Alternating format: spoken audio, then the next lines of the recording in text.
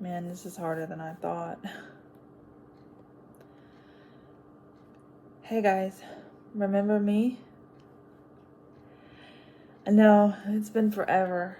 I put up a little bit of a video a week ago, just kind of testing the waters, and wow, this is hard. This is so much harder than I thought it was gonna be. It's been a long time, and I didn't think I would ever come back, and I'm still not sure I want to full time, but I wanted to do something.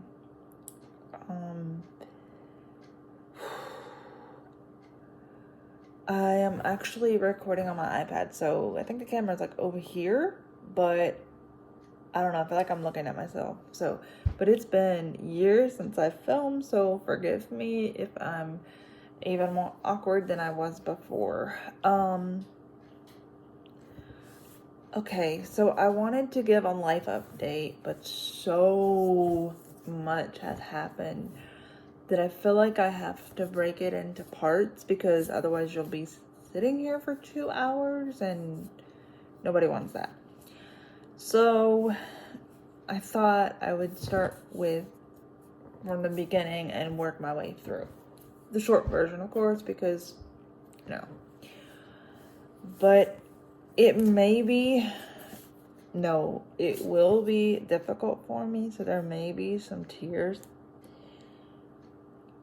I've had my days, sometimes more bad than good, lately it seems. But let's just get into it. So you notice a totally different setup, I'm sure. I will explain that in future videos, but right now this is part 1. So my last video, Brittany actually filmed. It was, I believe, the day before Mom's birthday, which would have been February 18th. And it was of 2019, and here we are. Today is January 13th, 2022 when I'm filming this. So yeah, there's been a huge gap. So as you've probably guessed, Mom passed away. See, just saying those words is hard for me. And I wanted to take you through, like, the last days and such. Okay, so on April 14th, 2019, I have a picture taken on that day. I'll insert it somewhere up in here. And it is, unbeknownst to us at the time, obviously, my last good picture with Mom. It was the first time I'd been able to physically be close to her, like hold her, hug her, that sort of thing, in months. She was actually doing, considering the circumstances, really well that day, because we'd had a lot of, between the time that Brittany filmed that one and this point, we'd had a lot of bad days. And so that day was actually a particularly good day for what it was. And I can remember just laying there with her, and as you can see in the picture, holding her hand, which is something we always did. If one of us was scared or felt alone or anything like that, we always held hands. I don't know why, it just made us feel safe. So anyway, Brittany happened to be there that day, and I asked her to get a picture. And I'm so glad I did, because that is my last good picture with Mom and I. And I have notes down here, so that's why I'm looking down. Because if I didn't have notes, we wouldn't get anywhere with this video. So, then she had a few good days. And mine and Brittany and Lenny's birthdays are all together. Lenny's the 16th, mine the 21st, Brittany's the 24th. And on the 20th of April, 2019, we decided to go ahead and celebrate our 3 birthdays together. because my birthday, the 21st was Easter Sunday. So we celebrated on the 20th, and I knew in my heart of hearts, even though I wished it weren't, that this would probably be my last birthday with Mom. So, and as you guys know, I can't eat pizza. So I knew this would be her last chance, and she would never eat it in front of me. So I asked her a couple days before, I said, Mom, if I get some pizza, will you eat it? And she said, only if you will. And so of course I was going to. So I told her I would, and I did, and I hurt really, really bad the next day. But on the day that we got her the pizza, she was semi-unconscious that day and only managed to take one bite of that pizza. I was so heartbroken because she wanted it so bad. So bad. And so she was semi-unconscious on the day of our party that we had together. And then,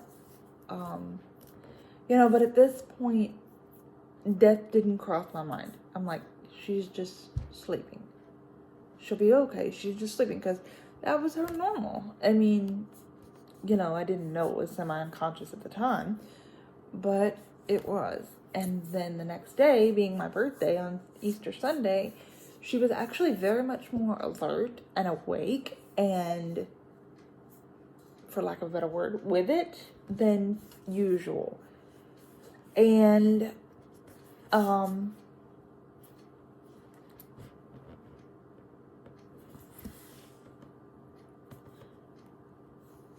sorry, my battery's dying. I gotta hurry.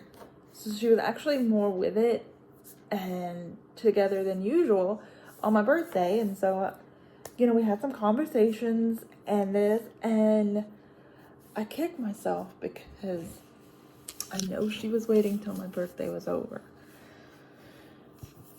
And I can't remember our last conversation. I believe it was about the Golden Girls, but I can't say 100%. Which, how perfect is that? I mean, really. And I hope and pray Betty White's up there making her laugh her butt off right now. But on the 22nd of 1 o'clock in the morning on the 22nd, she started to become unconscious. So I know she waited till my birthday, like seriously unconscious. So I know she waited till my birthday was over. I know she did in my heart of hearts. I know it. And hang on, gotta grab a pen because I don't want to lose my place.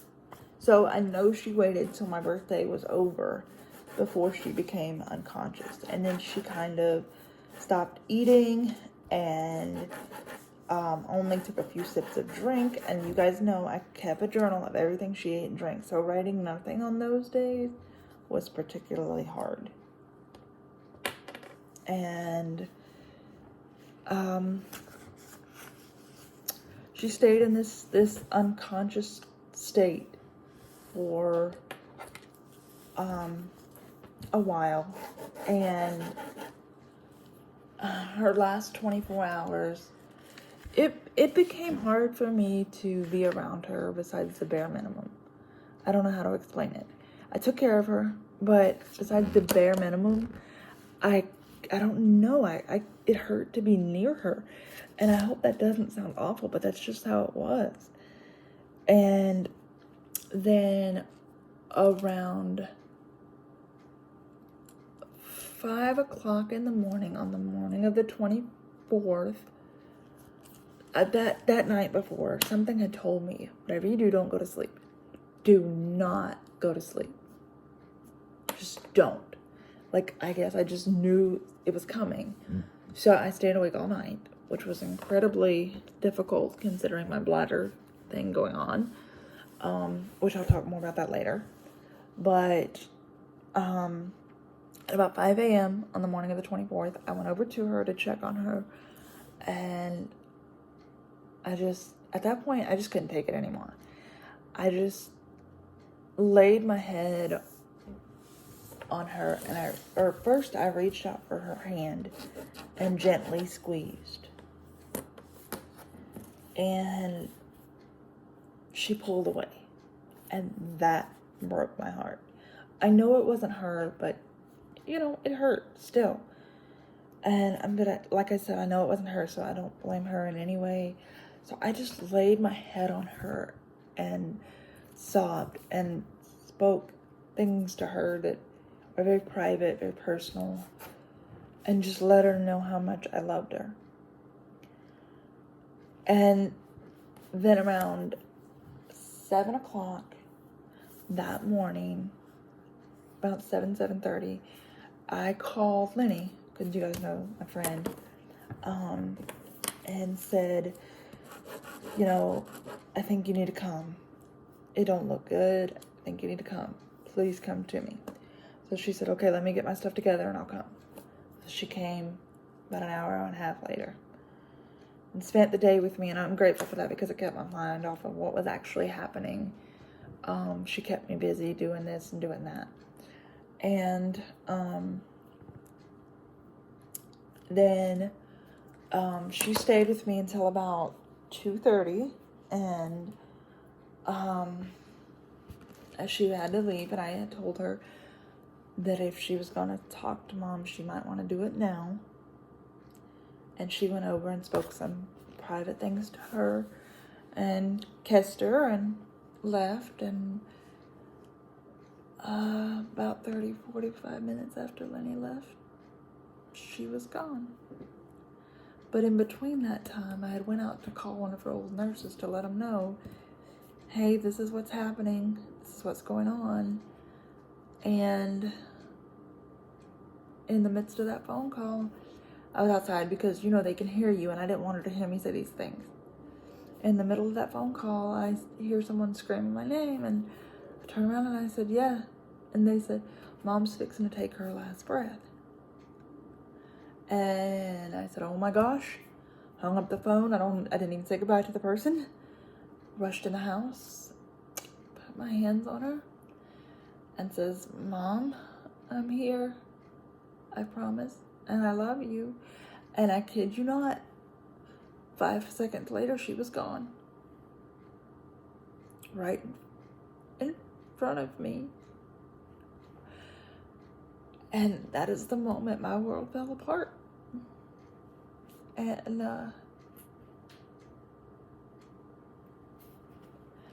I found out right after she passed that the last thing she ever said was my name.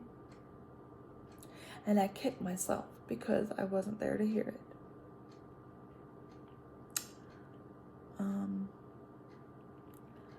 And then, so all that happened, and, the funeral home came and did what was needed to be done, and some things happened in between that are too private and personal to speak of. But I had the last few minutes with her, and I apologized to her, and, spoke some things to her that, like I said, are very private and very personal. And then a week later, we had her funeral and her viewing, and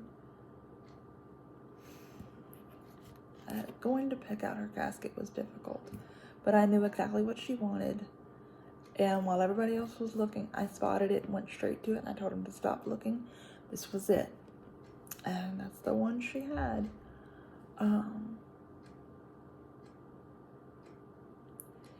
And then at her funeral and viewing, I felt her presence.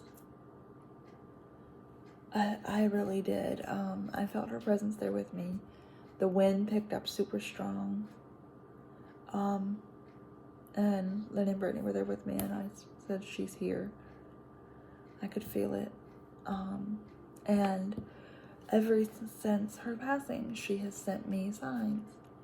Because on the day of her viewing, I believe it was, Lenny had told me that before I got there, she's seen a cardinal in the tree across the parking lot of the funeral home. And I don't know if you guys know the story, but it's always said your loved one is near if you see something like that. So I held on to that, and then afterwards I've seen a cardinal several times, and I have a very strong connection with butterflies with her. Butterflies weren't really her favorite thing, but I noticed that if I was having a particularly bad day I see a butterfly. And then I started noticing, see, yellow was one of her favorite colors. It was her favorite rose. She loved all roses, but yellow was particularly her favorite. And actually I made her something for Mother's Day to go at the cemetery. I will insert a picture in here somewhere, if I can figure out how with my new editor. But and I started seeing yellow butterflies, and I started seeing more and more of them, especially on bad days or days when something important would happen that I wish she'd been there. So that's it for part 1 of the update. I'm already at 16 minutes. I'm sure I can edit some of this out, but I don't want to keep you guys too long. I will be back with part 2 probably next week. I hope, if all goes as planned anyway. And just leave me comments down below. Let me know what you think about me returning, possible future video ideas, stuff like that. And I'll talk to you guys later. Thank you to those that have stuck with me all this time. And I'll see you guys in my next video. Bye.